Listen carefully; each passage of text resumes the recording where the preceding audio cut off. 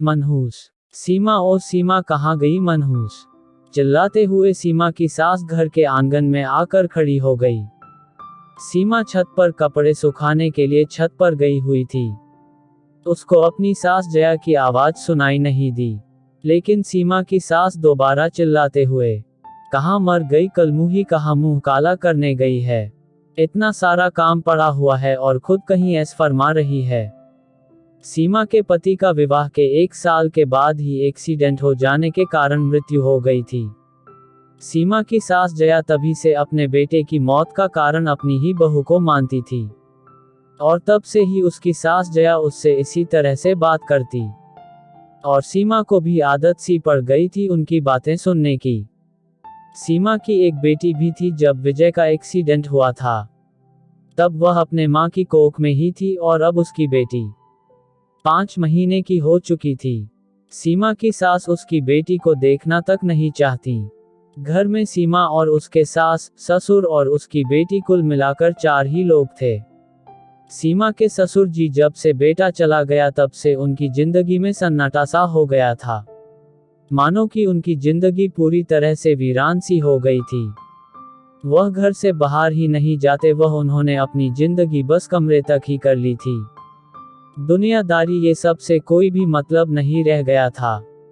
सीमा की नंद नीलम कभी कभी छुट्टियों में जब मायके आती तो थोड़ा सा घर में चहल पहल आ जाती। घर में जब बच्चों की आवाजें गूंजती तब सीमा की सास सीमा से कम लड़ती झगड़ती। सीमा की सास चिल्ला ही रही थी आंगन में। इतने में सीमा दौड़ कर के छत से आई। माँ जी, आपने कुछ कहा। तब सीमा की सास जया चिल्लाते हुए, कहाँ मर गई थी, कब से आवाज दे रही हूँ, तुझे सुनाई नहीं देता क्या। सीमा ने धीमी आवाज में कहा, माँ जी कपड़े डालने छत पर ले गई थी। तब सीमा की बात काटते हुए जया जी बोली, ठीक है, ठीक है, आज नीलम आने वाली है, जल्दी जल्दी खाना बना ले, और हाँ अच्छे से बनाना, और घर की थोड़ा साफ सफाई भी कर देना। इतना कह जया जी कमरे से बाहर निकल आईं। तेज आवाज से बोलने पर सो रही सीमा की बेटी भी जाग गई। सीमा दौड़कर कमरे में गई और अपनी बेटी को चुप कराने के लिए उसके लिए पहले दूध बनाकर पिलाती है और फिर उसे खेलने के लिए कुछ खिलौने दे देती है, और बेटी को अपनी निगरानी में ही रखकर रसोई के काम में लग गई। सीमा ने जल्दी जल्दी रसोई का काम निपटा लिया। तभी उसकी बेटी ने पोटी कर दिया। फिर सीमा ने जल्दी से उसे साफ किया और फिर घर की सफाई में लग गई। सफाई कर उसने चादरों और कवर वगैरह को भी बदल दिया। सुबह से काम में लगी सीमा का गला सूख गया था, जैसे ही पानी का गिलास लेकर बैठी ही थी। इतने में जया जी चिल्लाते हुए बैठी है, रानी की तरह घर का काम कौन करेगा, सारा दिन कलमुही आराम करती रहती है, क्या पी रही है। सीमा की गिलास की तरफ नजर दौड़ाई, फिर पानी देख चुप हो गई और पूरे घर की तरफ नजरें घुमाकर देखा तो सब कुछ साफ सुथरा नजर आया। और फिर सीमा को टमाटर, खीरे और प्याज की पॉलीथीन हाथ में देकर बोली, ये सलाद के लिए है, इसे धोकर रख देना, क्योंकि जमाई जी भी आ रहे हैं, सलाद बना देना। सीमा ने पानी का गिलास वहीं रख चल दी, और तब जया जी ने सीमा की रखी गिलास की तरफ देखा और सोचने लगी, कहीं उसने जो मैं ठंडा लाई थी वह तो नहीं है। गिलास उठाया और उसकी महक से पता करने लगी। समझ में ना आने पर जिया जी ने गिलास में उंगली डालकर थोड़ा सा चखा तो पानी ही निकला। तो मन में सोचने लगी, मैंने बेवजह ही उस पर शक किया।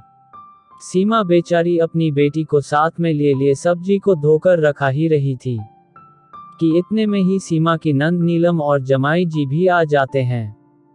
जया जी खुशी के मारे फूली ना समाई और अपनी बेटी को गले लगाकर तेज से रोने लगती हैं और कहती हैं कि आज मैं भर पेट खा लूंगी, तू जो आ गई है, मेरा बेटा ही तो गया है और तू मेरे बेटे से कम थोड़े ही है। तुझे देख लेती हूँ तो मैं अपने सारे गम भूल जाती हूँ।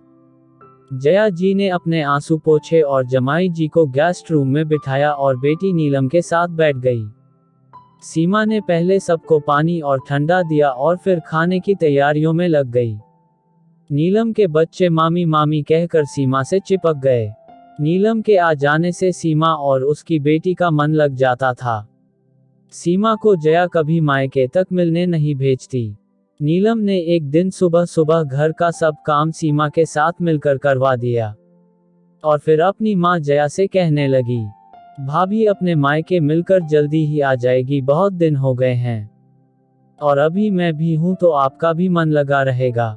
जया कुछ दिन तक तो चुप रही, फिर कुछ सोचकर बोली, अच्छा है कुछ दिन तो इस मनहूस का मुंह नहीं देखना पड़ेगा। और सीमा को कहती है, ठीक है जा तू अपने मायके रहकर आ, थोड़ा दिन यहाँ भी शांति रहेगी। सीमा अपने मायके चली जाती है। कुछ दिन तो अच्छे से बीत गए, लेकिन एक दिन जया अचानक बीमार हो गईं और नीलम की सास का सुबह सुबह फोन आया कि आज हम तुम्हें लेने आएंगे और फिर हमें विष्णु माता के मंदिर जाना है और उनका दर्शन करना है। नीलम बिना कुछ सोचे अपनी बीमारी अवस्था में ही छोड़कर अपने पति के साथ अपने ससुराल आ जाती है।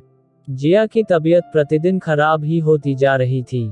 फिर जया को अपनी बहू सीमा की याद आई और फिर उसे फोन करके बुलवा लिया। सीमा ने उन दिनों जया जी का बहुत ख्याल रखा। उसने हर एक छोटी चीजों का सुबह उठने से लेकर शाम को समय पर सोने तक सीमा जया जी का बहुत ख्याल रखती। जया जी भी अब ठीक होने लगी थी। तब एक दिन जया बोली, बहू मेरे बेटे के जाने के बाद मैंने तुझसे कभी सीधे मुंह बात नहीं की, हमेशा से ही तुझे भला बुरा कहती रही हूँ, लेकिन तूने कभी भी मुझे उल्टा जवाब नहीं दिया और ना ही अपनी पोती को कभी गोद में लिया।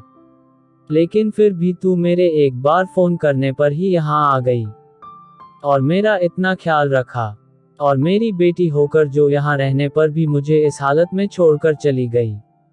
बहू आज से तू ही मेरा बेटा है और हो सके तो मुझे माफ कर दे। और फिर जया ने अपनी पोती को गोद में लिया और उसे प्यार से दुलारने लगी। तब से ही सास और बहू दोनों एक साथ बेटी की तरह रहने लगे और जया जी अपनी पोती और बहू का बहुत ख्याल रखती। आज की कहानी में बस इतना ही दोस्तों, कल फिर मिलते हैं एक नई कहानी के साथ। कहानी सुनने के लिए धन्यवाद।